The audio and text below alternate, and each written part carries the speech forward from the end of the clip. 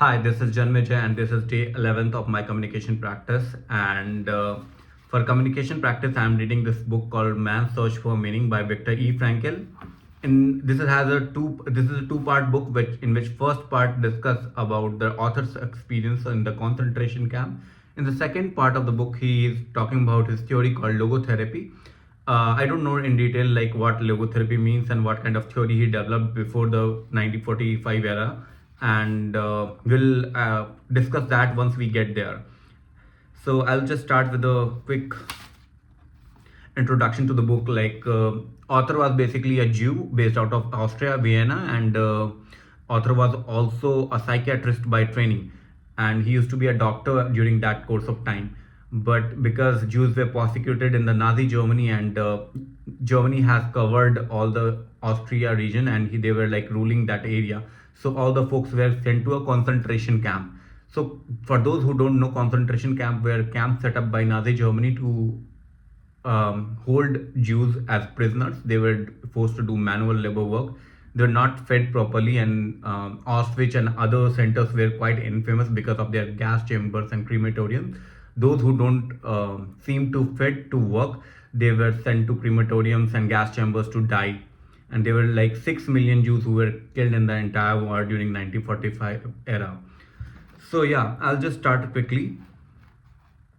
We could hold endless debates on the sense or nonsense of certain methods of dealing with small bread ration, which was given out only once daily during the latter part of our confinement. There were two schools of thought.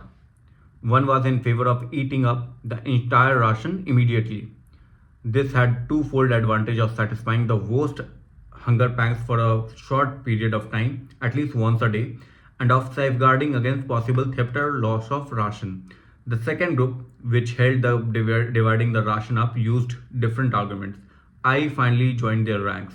So people used to save their ration for a different part of the time, and the other group was basically of the belief that we should eat it immediately, so to satisfy the hunger immediately at least once a day.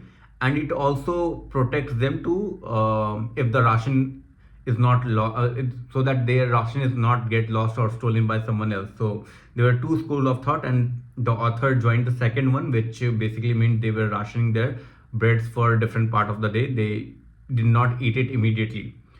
The most ghastly moment of 24 hours of the camp life was awakening when, at still nocturnal hour, the three shrill blows of a whistle tore us pitilessly from our exhausted sleep and from the longings in our dream. We then began the tussle with our wet shoes, into which we could scarcely force our feet, which were swollen with edema. And there were the usual moans and groans about petty troubles such as snapping of the wires which replaced shoelaces. One morning I heard someone whom I knew to be brave and dignified cry like a child because he finally had to go to the snowy marching grounds in his bare feet, as his shoes were too shrunken for him to wear. In those ghastly minutes, I found a little bit of comfort. A small piece of bread which I drew out of my pocket and munched with absorbed delight.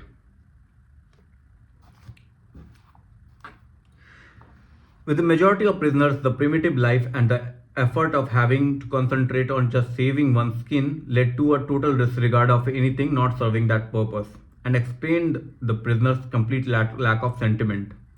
This was brought home to me on my transfer from Auschwitz to a camp affiliated with Dachau.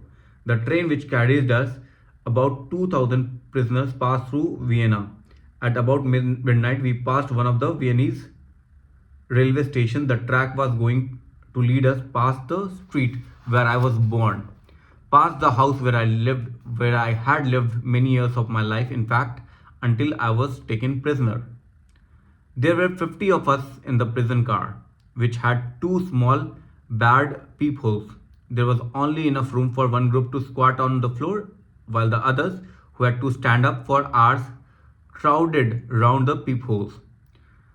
Standing on tiptoe and looking past the other's head through the bare bars of windows, I caught an eerie glimpse of my native town. We all felt more dead than alive, since we thought that our transport was heading for the camp at Mauthausen, and that we had only 1 or 2 weeks to live.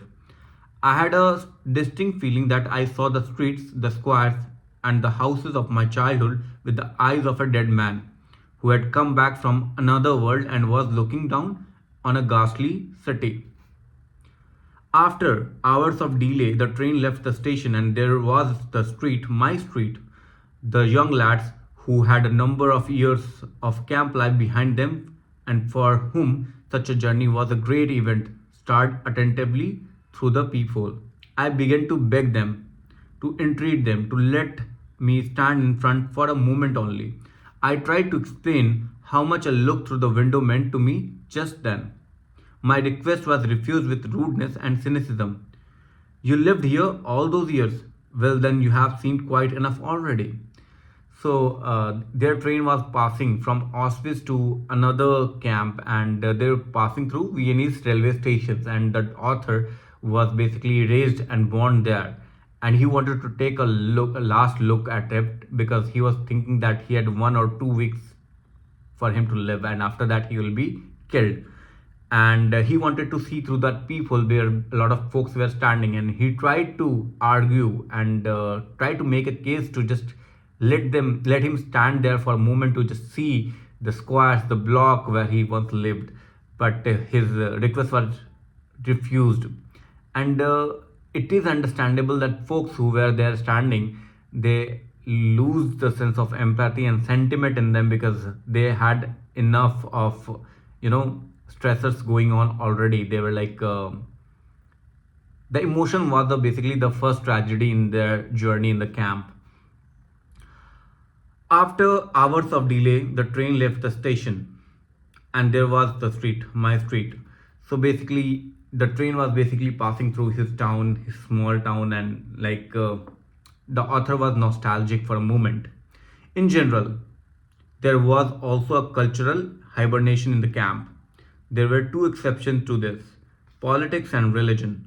Politics were talked about everywhere in camp, almost continuously. The discussions were based chiefly on the rumors which were snapped up and passed around avidly. The rumors about the military situation was usually contradictory. They followed another rapidly and succeeded only in making a contribution to the war of nerves that was waged in the minds of all the prisoners. Many times hopes were speedy end to the war, which had been fanned by optimistic rumors, were disappointed. Some men lost all hope, but it was the incorrigible optimists who were the most irritating companions. The religious interest of the prisoners, as far and as soon as it developed, was the most sincere imaginable. The depth and vigor of religious belief often surprised and moved a new arrival. Most impressive is this connection where improvised prayers or services in the corners of a hut or in the darkness of the locked cattle truck to which we were brought from the distant work site, tired and hungry and frozen in our ragged clothing. In the winter and spring of 1945, there was an outbreak of typhus which infected nearly all the prisoners. The mortality was great among the weak who had to keep up with their hard work as long as they possibly could. The quarters for the sick were most inadequate. There were practically no medicines or attendants. Some of the symptoms of the disease were extremely disagreeable, an irrepressible aversion to even a scrap of food, which was additional danger to the life, and terrible attacks of delirium. The worst case of delirium was suffered by a friend of mine who thought that he was dying and wanted to pray. In his delirium, he could not find the words to do so. To avoid these attacks of delirium, I tried, as did many of the others, to keep awake for most of the night. For hours, I composed speeches in my mind. Eventually, I began to reconstruct the manuscript which I had lost in the disinfection chamber of the Auschwitz and scribed the keywords in shorthand on tiny scraps of paper. Occasionally, a scientific debate developed in camp. Once I witnessed something I had never seen, even in my normal life. Although it lay somewhat near my own professional interests, spiritualistic science. I had been avoided to attend the by the camp's chief doctors, also a prisoner, who knew that I was specialist in psychiatry. The meeting took place in a small private room in the sick quarters. A small circle had gathered, among them, quite illegally, the warrant officer from the sanitation squad. One man began to invoke the spirits with a kind of prayer. The camp's clerk sat in the front of the blank sheet of paper without any conscious intention of writing. During the next 10 minutes, after which the time of science was terminated because of the medium's failure to conjure the spirits to appear, his pencil slowly drew lines across the paper, forming quite legibly YV. It was asserted that the clerk had never learned Latin and that he had never heard the word "Vi Victus," woe to the vanquished. In my opinion, he must have heard them once in his life without recollecting them, and they must have been available to the spirit of his subconscious mind at that time, a few months before our liberation and the end of war. So basically, he's talking about in the detail about what constituted of life in the camp, and folks were like interested in only two topics. One was religious, the other one was politics. And the author says that he was mostly irritated by the folks who were overly optimistic politics discussion person, and those who had interest in politics and talk about the optimism that it will have a swift end of the war and everything. The other, of course, was religion, because religion is basically a refuse from their mental agony and pain which they were going through. And author also talks about the disease which was kind of epidemic for that particular area, and there were no attendance medicines or food available to those who were infected by the diseases. So yeah, that was the life in the prison or the concentration camp. This was day 12th of the week, day 11th of the communication practice, and I'll see you in the next video. See you soon. Thanks. Bye.